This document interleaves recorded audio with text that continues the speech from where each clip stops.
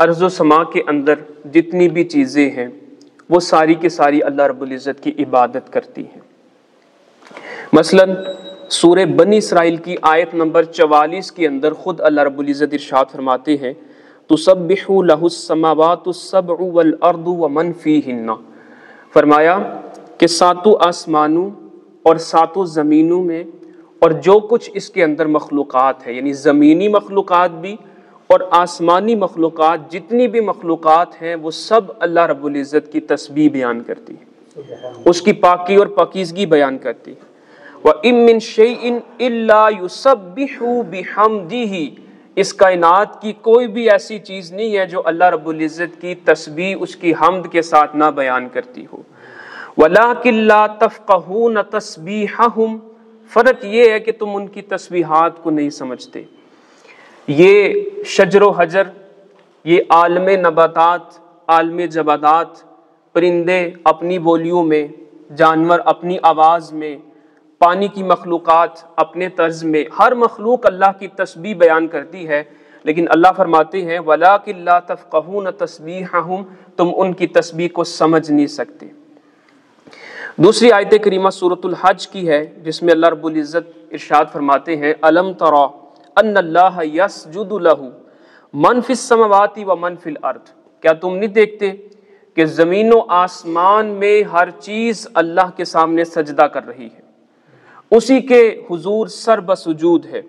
والشمس، اور سورج، والقمر، اور چاند، والنجوم، اور ستارے، والجبال، اور پہاڑ، ایک ایک چیز اللہ گن کے بتا رہے ہیں۔ والشجر، درخت، والدواب، اور جانور، وکثیر من الناس، اور انسانوں کی اکثریت بھی اللہ رب العزت کے حضور ہی اپنا سر جھکائے ہوئے ہیں۔ تو ایک بات تو واضح ہو چکی کہ زمین و آسمان کی مخلوقات وہ اللہ رب العزت کی عبادت کرتی ہے۔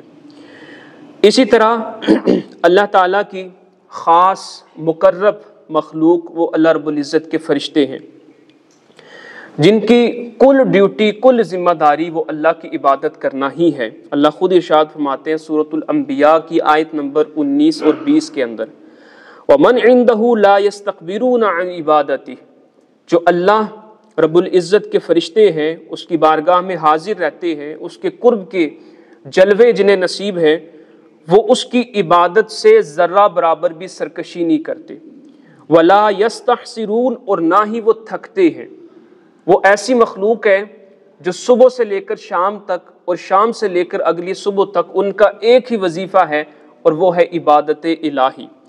یسبحون اللیل والنہار ولا یفترون، وہ صبح بھی تسبیح بیان کرتے ہیں اور شام کو بھی تسبیح بیان کرتے ہیں، اور یہ عمل بجا لانے میں وہ ذرا بھی غفلت اور سستی کا شکار نہیں ہوتے۔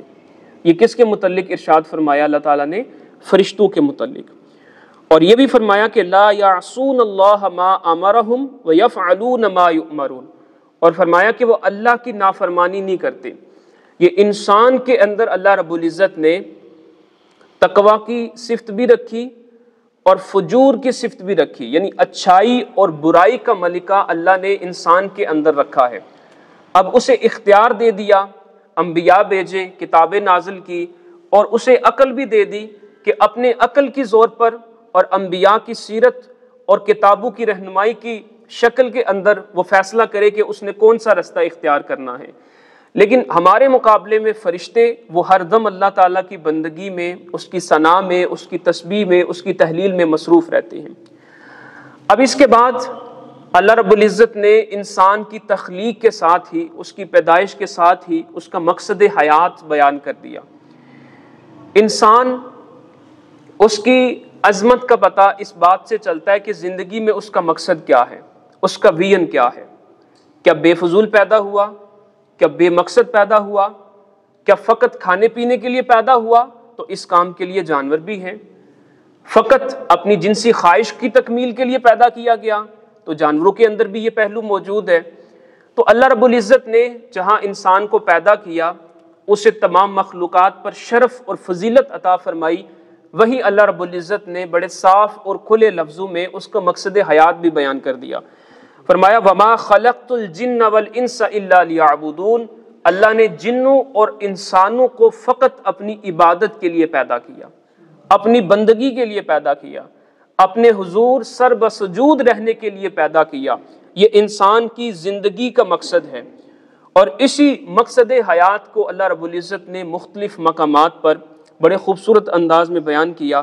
مثلا سورۃ الملک کی ابتدائی آیات کے اندر اللہ ارشاد فرماتے ہیں کہ الذی خلق الموت والحیات، وہ بابرکت ذات جس نے موت اور زندگی کو پیدا کیا، اور زندگی اور موت کا مقصد بھی بیان کر دیا، لیبلوکم ایکم احسن عملا، تاکہ وہ تمہارا امتحان لے، تمہارا ٹیسٹ لے کہ کیا تم اپنے مقصد حیات کو پیش نظر رکھتے ہوئے اچھے کام کرتے ہو کہ نہیں کرتے۔